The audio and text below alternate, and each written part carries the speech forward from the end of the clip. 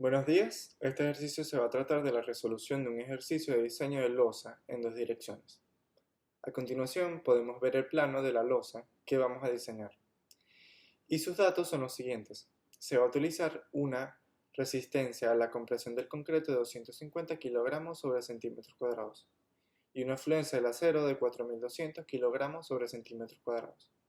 El primer paso es enumerar las losas y las vigas y percatarse si hay alguna que coincide en su geometría, como en este caso la losa 1 y 4, la 2 y 5 y la 3 y 6. Nos simplificarán el cálculo para determinar si van a ser armadas en una o dos direcciones. Esto se calcula dividiendo la longitud mayor de la losa entre la menor, y este valor, si nos da menor o igual a 2, la losa tiene que ser armada en dos direcciones. Como podemos ver en este ejercicio, todas las losas nos dan menor a 2, por lo cual se arman en dos direcciones. Luego empezamos a calcular de cuánto tiene que ser el espesor de todas las losas. Y esto lo hacemos con la fórmula de H, que aparece en la presentación. Vamos a seleccionar la losa de mayor tamaño, o sea, la más desfavorable, para hacer los cálculos del espesor de todas las losas. SLN que aparece en la fórmula es la longitud mayor de la viga. En este caso es de 250 centímetros. Beta es igual a la longitud mayor de la losa entre la longitud menor. En este caso 750 centímetros entre 600. Y esto nos da un valor de 1,25.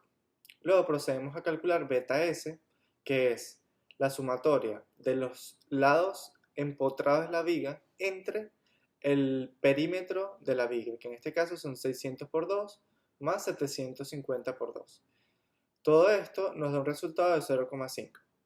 Se meten los valores en la fórmula y esto nos da un resultado de 18,08 del lado izquierdo, que tiene que ser menor o igual al lado derecho, que en este caso sí se cumple, que vendría siendo 22,79.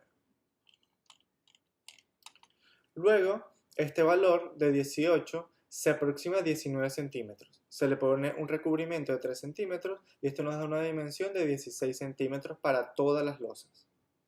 Luego se procede a analizar las cargas, que vendrían siendo la carga permanente y la carga variable.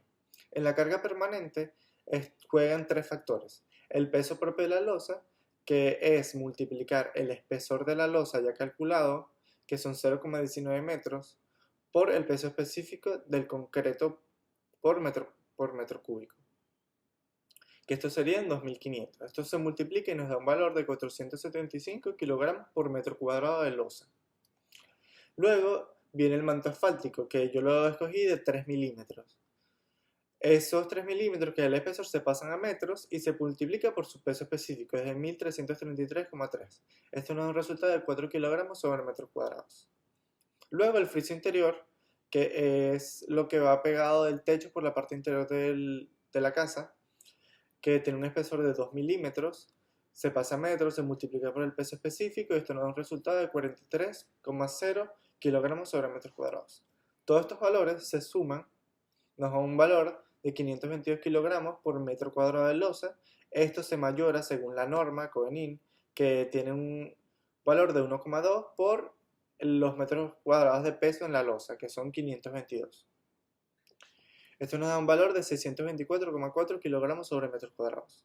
Luego se calcula la carga variable, que como esto es un techo no transitado, según la norma son 100 kilogramos por metro cuadrado.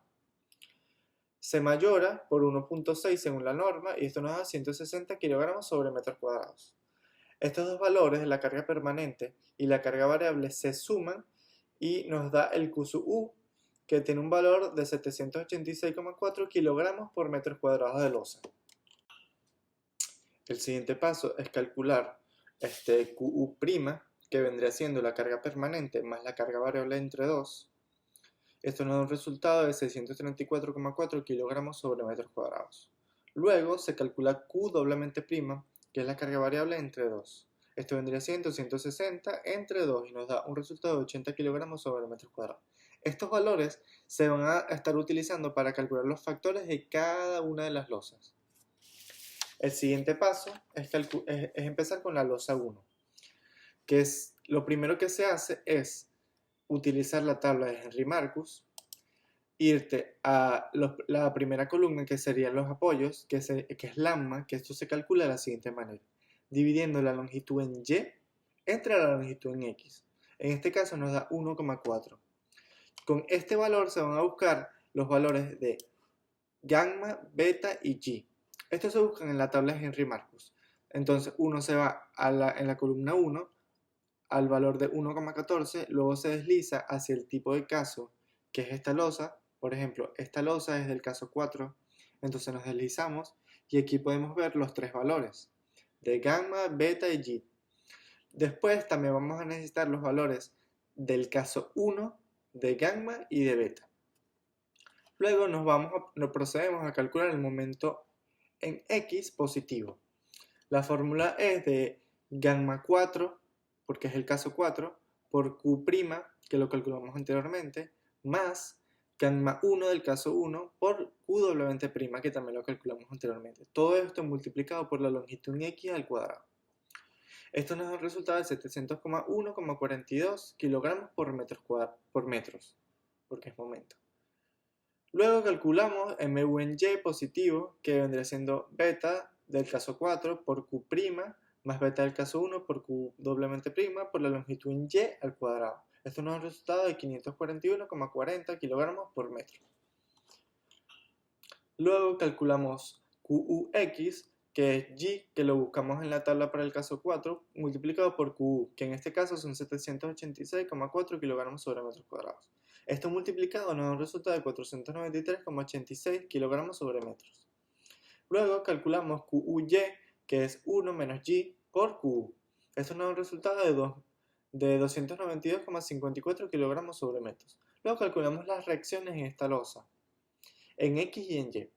Esto se calcula de la siguiente manera, con la fórmula de Rx, que es igual a Qx, que lo calculamos anteriormente, por la longitud en X entre 2. Esto nos da el resultado de 1296,38 kilogramos.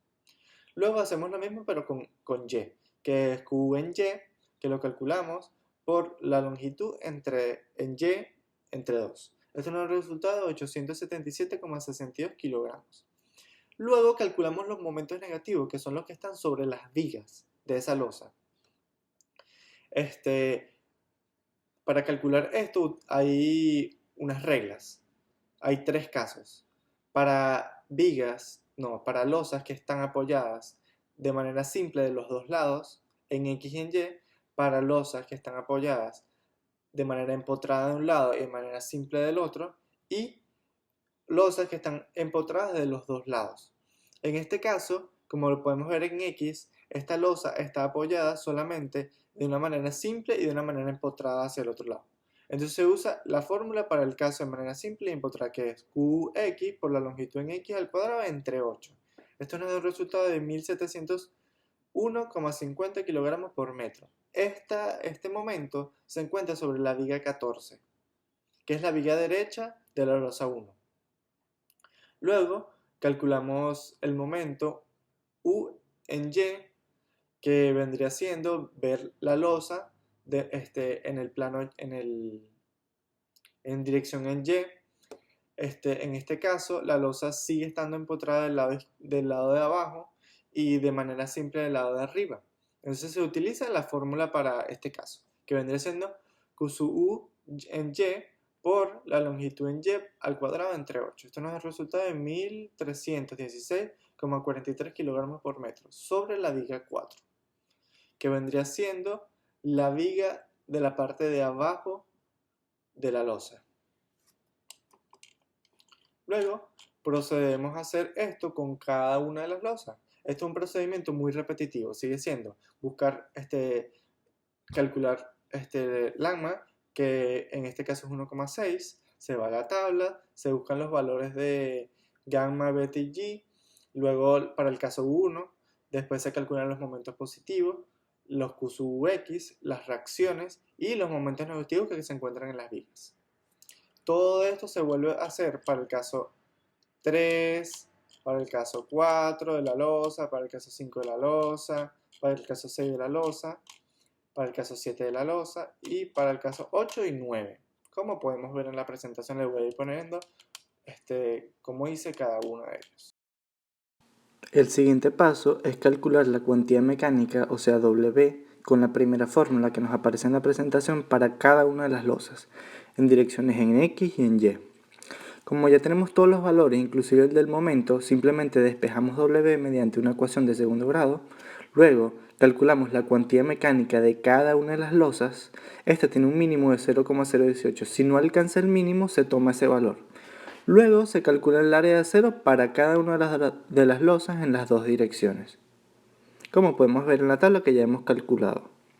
Solamente un par de valores no alcanzaron el mínimo de la cuantía de acero y usamos el mínimo requerido por la norma, que es 0,018.